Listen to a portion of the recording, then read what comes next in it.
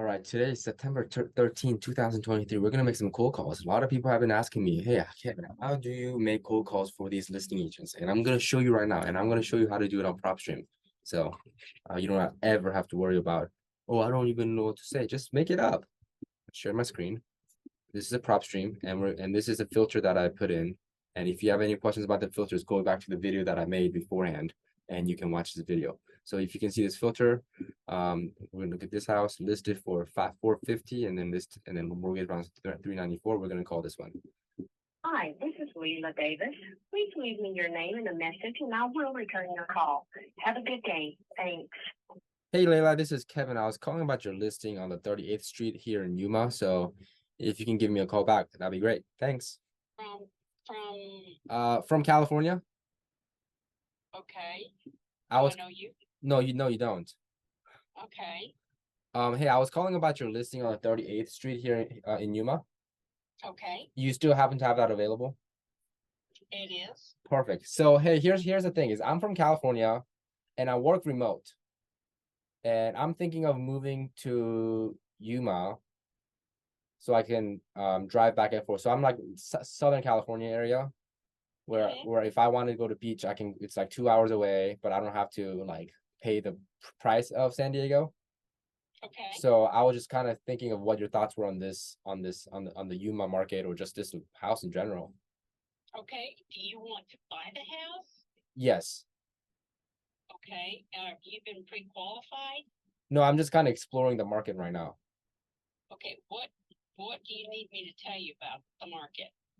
Well, I just want to see like what the lifestyle is like in Yuma, and do a lot of people like go from San Diego back and forth to Yuma, and what's that like? No.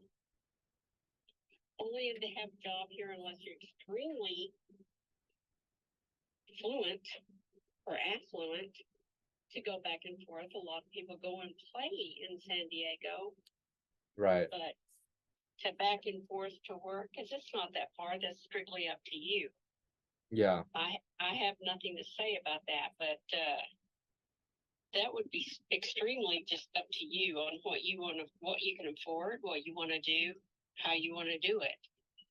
Got it. Yeah, I mean, I have a little bit of cash setting aside too, so that's always an option too. Yeah, sure. It's all, cash is always good, but I don't know what you want from me. I just wanted to see like what you're like what's can you tell me about the listing, this house in general? What's the real estate market in Yuma? Is this priced fairly well?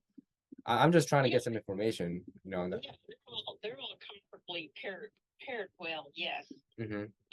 The market in Yuma is good, and it has been, and it goes ups and down, but we're all in all fairly a lot more steady than most of the nation because of where we are. A lot of people coming from Phoenix, Tucson, Mexico, people like me from San Diego, right? Yeah, people like you from California and other areas. And the normal transitioning businesses for people moving in, moving out, but we're pretty stable here. Yeah. Probably definitely a lot more stable in California, but Arizona's a very stable place to live and a very people friendly. Right. Not a lot of transients. The military comes and goes, but they usually buy and go and stay. It's pretty stable. It's a stable economy. I see. It's a good place to be. I see. And driving back and forth is not that far. There's a lot of people that do come and go, mainly for a vacation, and some have moved here for reasons that they just want to live in Arizona instead of California now.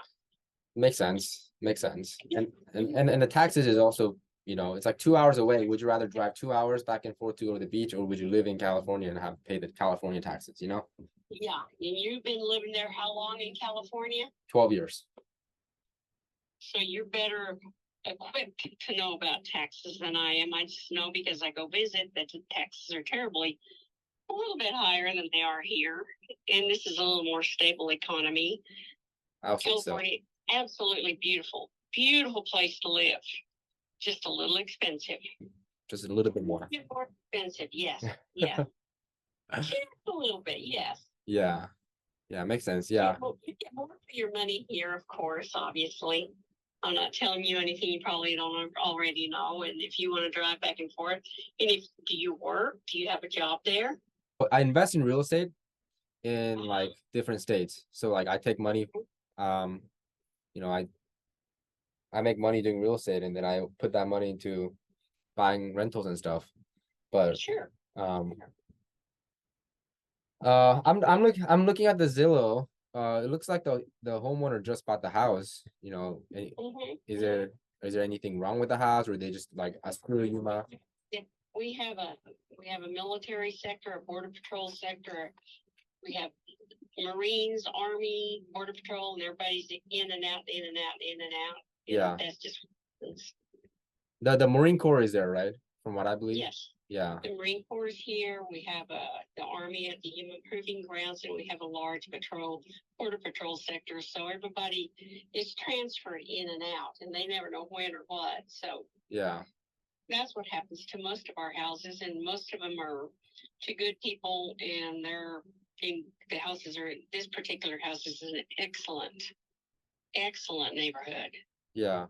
And there's very few houses come available in this neighborhood. It just so happened that they got transferred out. So yeah, that's what happens. That's why some of these houses, these families will buy it and then boom, all of a sudden they're transferred out. right. Yeah. No, makes sense. I was just curious because it's like usually people who live in the house, 3 to 5 years, and whenever I see something that's been just bought and they're sold, I'm like, what's the story here? Yeah, well, they're transferred. Yeah. We've so much going on here in that mode. Yeah. It's a very normal situation for all of us here because they're transferred. You're in the military and the Border Patrol. It's government. Yeah. You go where they tell you to go. Right. So matter of fact, I actually bought a home from a veteran in Yuma like last year. I have a house on the 9th Avenue. I bought it. They owned it for like 3 months and they're selling it. So I'm like, okay. So I bought it from that. So it makes sense. Yeah, it makes a lot of sense. There's nothing shifty or shady. It just they're when they're selling, unfortunately for them because they enjoyed their home, but they've got to go where they go, and that's how that works. And like I said, you're aware of that. You bought a house, and nothing wrong with the house. Dadgummit, they just had to leave. Okay, yeah. I mean, are you guys? I'm curious. Are you guys trying to get like a certain number? Because I imagine like they bought they just bought the house. Yeah, we are. Okay.